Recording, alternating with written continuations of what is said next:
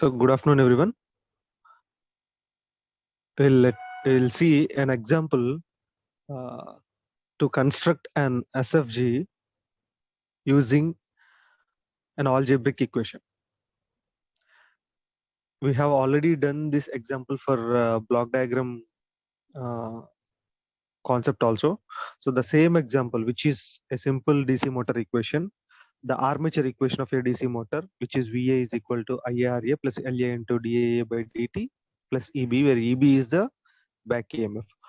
From this equation, this is a time domain equation, right? DIA by dt. So all are time domain elements.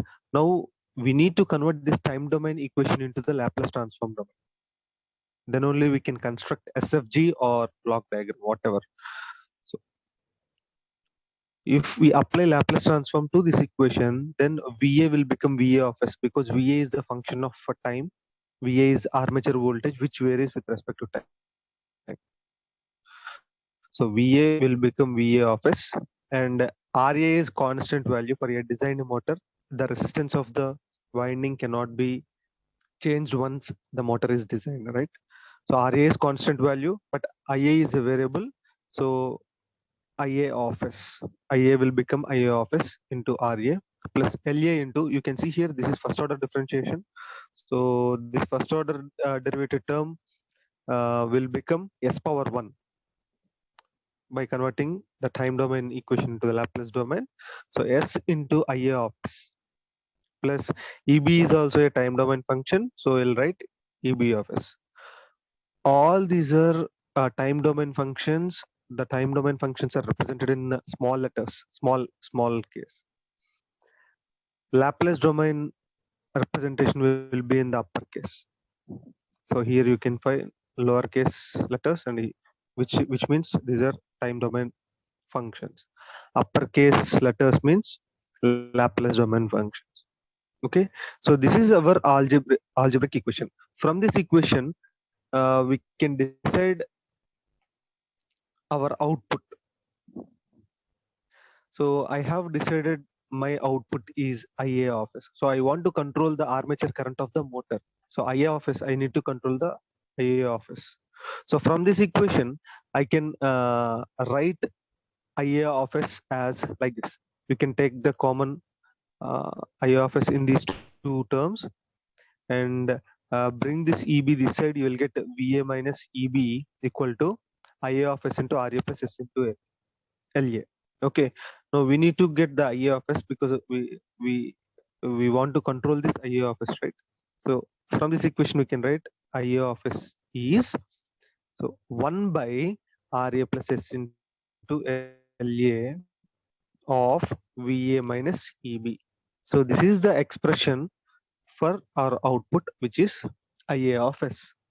So based on this expression, in the previous classes, particularly in the block diagram reduction concept, we have constructed this block diagram using this expression. Okay, so this is the block diagram. So in the same way, with this expression, we can also construct signal flow graph, right? So in the signal flow graph, nodes are nothing but the variables or summing points or branch points. So here a VA and EB is having a minus slope. So EB is one variable, VA is another variable. So you can see here it is VA, and I'm taking EB is here, and VA is going through a branch having the gain of 1. So that 1 into VA will become VA only. And similarly, EB is going through a branch and its gain is -1 because the polarity of EB is minus. So that's why I have considered here minus. So one signal is coming from this side and second signal is coming from this side. Both are parallel signals because both the directions are same. So in the parallel signal, if two signals are in parallel, that means we can add those signals. That means VA minus EB. So at this node, the value will be VA minus EB. So this has to be multiplied with 1 by RA plus S into LA. That means this branch gain or the transmittance must be 1 by RA plus S into LA, so that our output, which is IA, will satisfy this expression. Okay, this is how we can construct a signal flow graph for a given algebraic expression. Or we can also simply convert this block diagram into signal flow graph also. How we can convert this block diagram into signal flow graph? You can see VA of S variable, IA of S variable, EB is also variable. So that means the variables are represented as a nodes in SFG. So represent like nodes. You can see these dotted lines, these these dotted circles, circles or the nodes of SFG, VA, EB. So VA and EB. However, here this summer is also represented as a node. So this is the node, but VA has to positive, EB has to negative. In the block diagram reduction, we can have a scope to represent positive and negative values like this. But in SFG, we don't have any option to represent.